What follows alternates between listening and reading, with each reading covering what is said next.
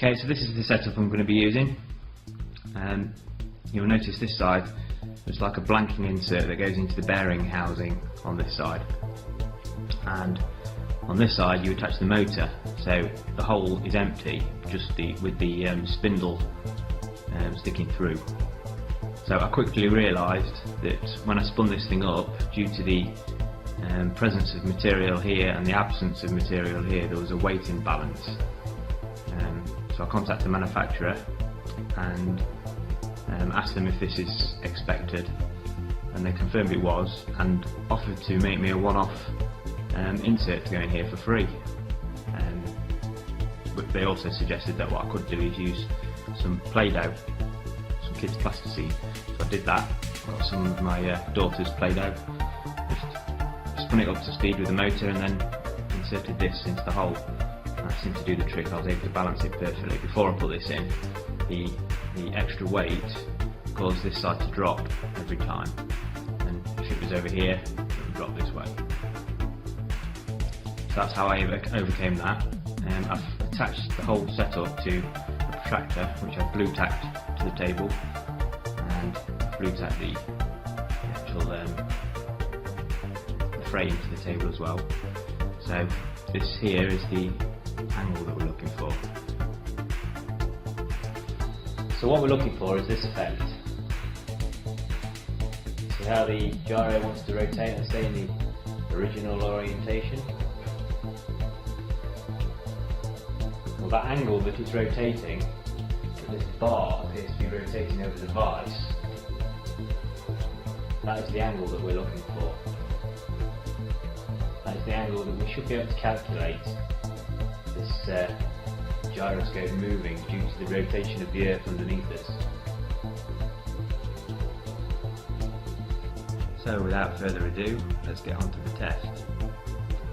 So I've just attached the motor there, and it actually takes 4 AA batteries to power it, and I've run this test quite a number of times now, quite a few batteries through it, so I kind of know how long they're going to last and what sort of sound comes from the motor, depending on how much power is left in the batteries. I'd say there's about probably 75% power left in the unit, and that's based on 12,000 RPM maximum. That's probably about 8,000 or 9,000 RPM for this particular test.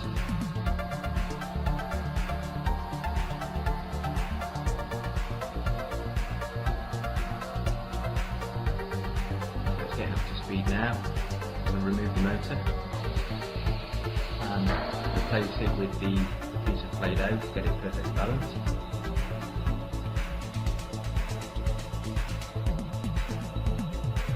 And now I'm going to demonstrate some precession by gently pressing on the horizontal bar there.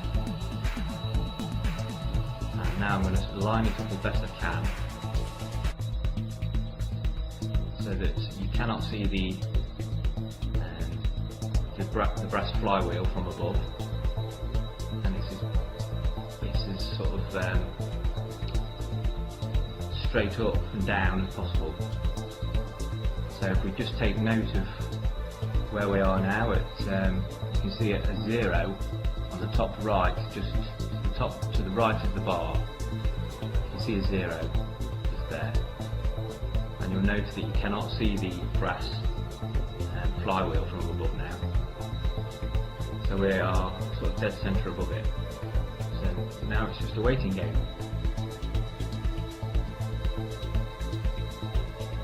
So while we wait, let's just have a look at a brief history of the gyroscope, up to the point where it was first proposed that it could record the spin of the Earth.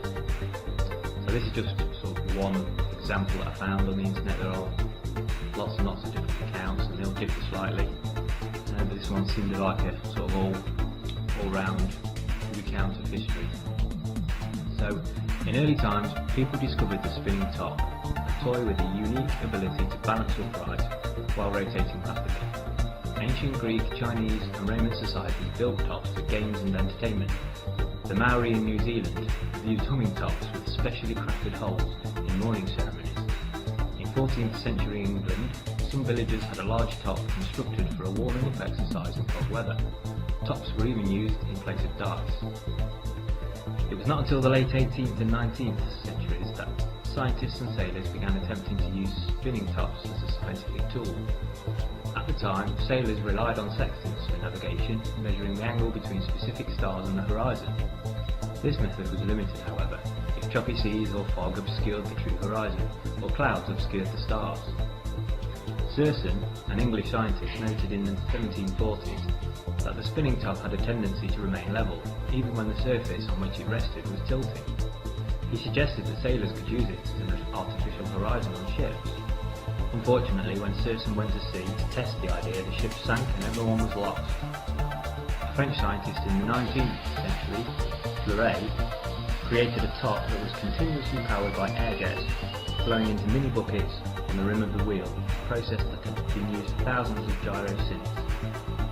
The first modern gyroscope was designed in the early 1800s by Johann Gottlieb Friedrich von Berhenberger, a professor at the University of Tübingen in Germany.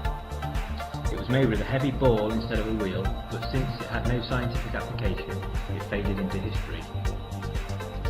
In the mid-19th century, the spinning top acquired the name gyroscope, though not through its use as a navigational tool. French scientist Leon Foucault had experimented with a long, heavy pendulum in an attempt to observe the rotation of the Earth. The pendulum was set swinging back and forth along the north-south plane, while the Earth turned beneath it. Foucault corroborated the observation by using a spinning top in a similar manner. He placed a wheel, rotating at high speed, in a supporting ring in such a way that the axis of the spinning wheel could move independently of the ring. In fact, the supporting ring moved over the course of a day, as it was connected to the surface of the rotating Earth. The axis of the wheel remained pointed in its original direction, confirming that the Earth was rotating in a 24-hour period. Foucault named his spinning wheel a gyroscope, from the Greek words gyros, which is revolution, and scopin, which is to see. He had seen the revolution of the Earth with his gyroscope.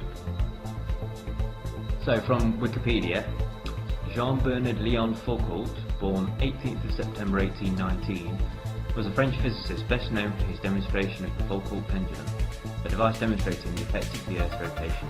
He also made an early measurement of the speed of light, discovered eddy currents, and is credited with naming the gyroscope, although he did not invent it. Foucault was the son of a publisher in Paris, where he was born.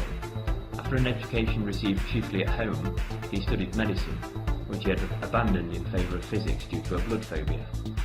He first directed his attention to the improvement of Louis Daguerre's photographic processes. For 3 years he was experimental assistant to Alfred Donné in his course of lectures on microscopic anatomy. In 1851 he provided an experimental demonstration of the rotation of Earth on its axis and became well known to the public by Foucault's work. Foucault achieved the demonstration by showing the rotation of the plane of oscillation of a long and heavy pendulum suspended from the roof of the Pantheon in Paris. The experiment caused a sensation in both the learned and popular worlds, and Foucault pendulums were suspended in major cities across Europe and America, attracting large crowds. In the following year, he used and named the gyroscope as conceptually simpler experimental proof.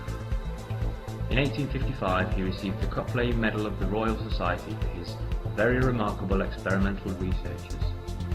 In 1862, Foucault was made a member of the Bureau de Longitudes and an officer at the Legion of Honour.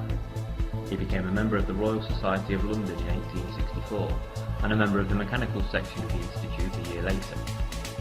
He is also credited with determining the speed of light to be 298,000 km per second, which is only 0.6% in error of the currently accepted value, and devising a method of testing the mirror of a reflecting telescope to determine its shape.